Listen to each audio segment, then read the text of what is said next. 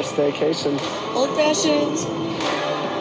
Cody and I are 7 weeks in our marriage, and we're staying at the Palmer house because this is where we got married.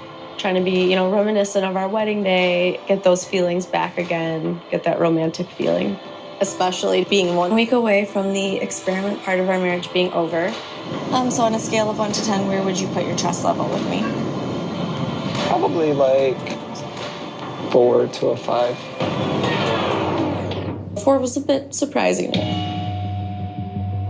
I'm not mad about it. I mean, if he had to say it, he had to, but I am caught off guard for sure. The physical hasn't been there, so it's hard to let my walls down to, someone that isn't ready for that. I know in my head that I'm only going to be able to hold on for so long. It's hard to get past the sex for me, or the lack of. Before we know it, we're going to get to that 8-week mark and we're going to have a big decision to make. So something has to change, or me and Danielle don't work out. I wonder when I'll get there. But I don't think that me hearing reminders constantly about where we're not physically is going to help a lot. I'm not there and I'm not ready, and maybe it doesn't help your situation, but I feel like you are going to try to understand where I'm coming from. I don't know how long it will take for me to get there physically, but I'm going to just keep staying positive and keep trying to work on the things I said I would. Rekindle that romance. I think you've worked really damn hard, and I'm glad that I got matched with someone that wanted to work so hard, and I appreciate it. But for me, without having some physical intimacy, it's just hard. It's just something that's hard. Yeah. It's getting really close to decision day right now, and our sex life definitely needs to progress if we do want to stay married and both of us to be happy. So I hope that happens soon, because time's running out.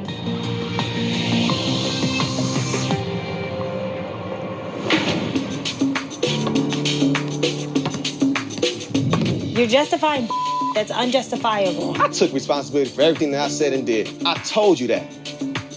You are the only one that has yet to apologize. I'm not even looking for an apology. I'm looking just to move forward.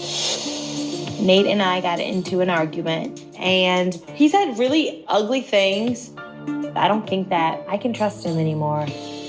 We can work through this. We can figure it out. Boom. Okay. You can't figure it out with somebody who's not apologetic. How many times do I have to apologize to you, woman? Words don't mean anything. Actions speak louder than words. It is evident that you're not sorry. I'm not going to salvage something that is beyond repair. We're going in circles. I don't care what you said. I heard you. Clearly That's enough for Clearly me. You don't. I'm done. Be done with me, because I'm done with you. I don't want to be with someone like you. Period. Now I'm going to end the marriage.